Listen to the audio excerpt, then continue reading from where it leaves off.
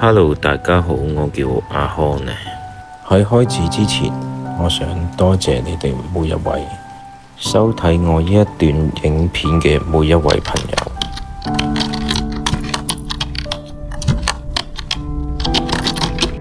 我係一名廚師，呢把刀我揸住咗佢22年。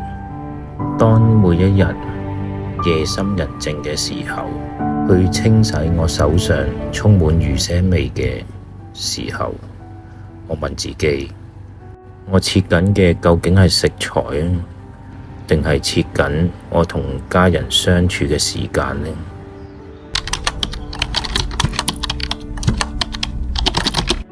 對於做餐飲行業嘅人嚟講，每一個節日都只不過係一個戰場。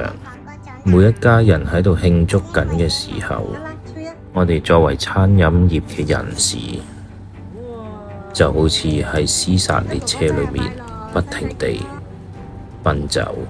小朋友第一次開學，第一次識行路，無數個需要爸爸陪伴嘅時候，我都只可以喺廚房同水、火、刀作為同伴。我真係好想放低呢一把刀，唔想再因為職業嘅問題而背負起殺身，亦更加唔想錯過咗小朋友每一刻生命嘅成長。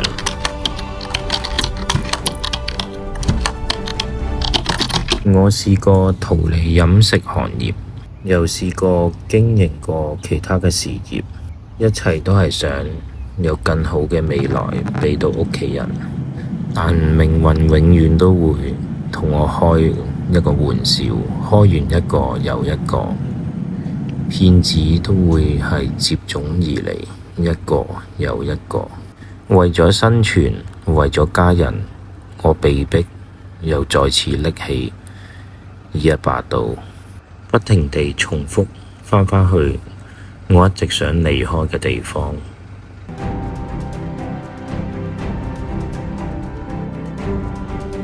唔通我個命運就只可以咁樣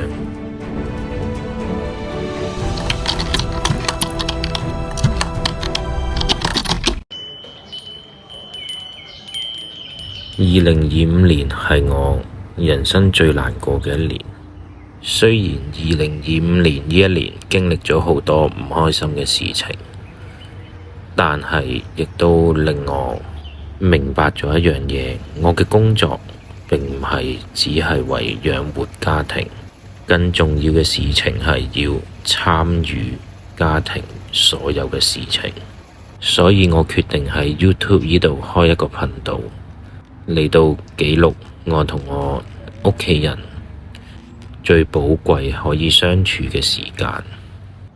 2026年開始，必須要好好地重新出發，亦都好感謝睇呢條片睇到嚟呢度嘅你。希望你都同我一樣堅守住呢個信念，永不放棄。只要捱過去，所有嘅事情都一定會變好。你咁叻，你咁好，你咁善良，個天點捨得一直為難你啊？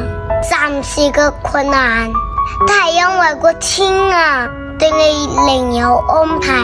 你相信寒冬過後必有暖陽，你一定會越嚟越好嘅，知道未啊 BB？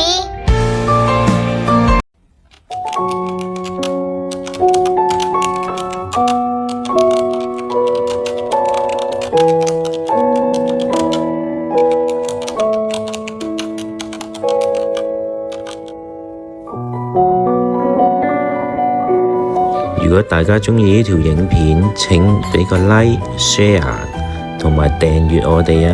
我哋下次再見啦，拜拜。